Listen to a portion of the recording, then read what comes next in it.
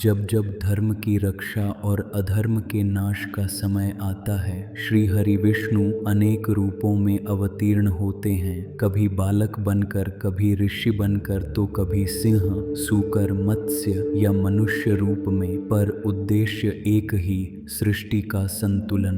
प्रथम अवतार में भगवान ने 4 ब्राह्मण कुमारों के रूप में प्रकट होकर अखंड ब्रह्मचर्य का पालन किया। यह ज्ञान का आरंभ था। द्वितीय अवतार में वे वराह रूप में प्रकट हुए, रसातल में गई हुई पृथ्वी को उठाकर बाहर लाए ताकि जीवन पुनः आरंभ हो सके। तृतीय अवतार में देवर्षि नारद बने, जिन्होंने संसार को बताया कि प्रेम और भक्ति से ही मोक्ष का मार्ग खुलता है। चौथे अवतार में वे ऋषि बने, नर और नारायण के रूप में, जिन्होंने मन और इंद्रियों का संयम सिखाया।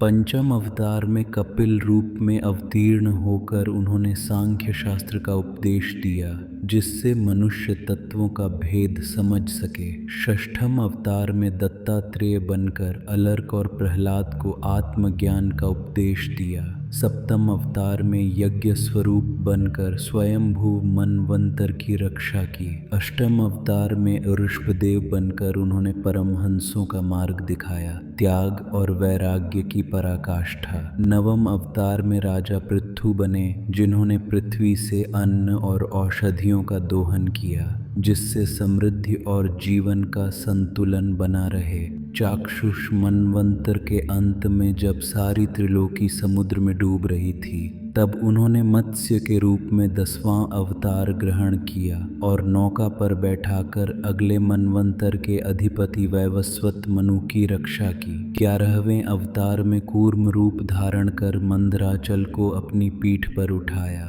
ताकि देव और दानव समुद्र मंथन कर सकें। 12वें रूप में धन्वंतरी बनकर अमृत लेकर प्रकट हुए और 13वें में मोहिनी रूप धारण किया ताकि देवताओं को अमृत प्राप्त हो सके। 14वें अवतार में वे नरसिंह बने और हिरण्यकशिपु की छाती अपने नखों से अनायास इस प्रकार फाड़ डाली जैसे चटाई बनाने वाला सींग को चीर डालता है, यह दिखाने के लिए कि सत्य के आगे कोई अन्य बल स्थायी नहीं। 15वें अवतार में वामन बनकर उन्होंने 3 पगों में त्रिलोकी नाप ली और सिखाया कि विनम्रता भी परम बल है। 16वें अवतार में परशुराम बनकर जब क्षत्रिय अहंकार में डूबे, तब उन्होंने पृथ्वी को 21 बार शुद्ध किया।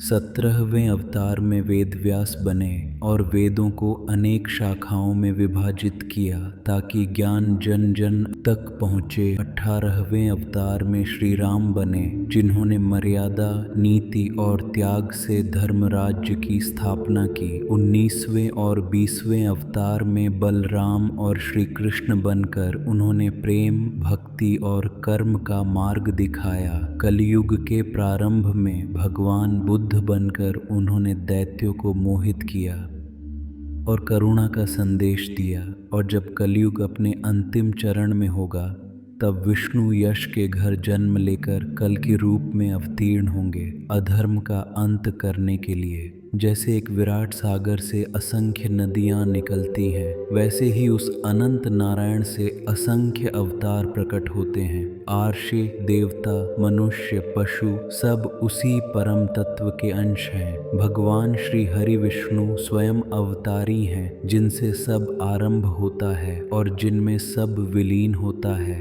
हरि अनंत, हरि कथा अनंता। जय श्री राम।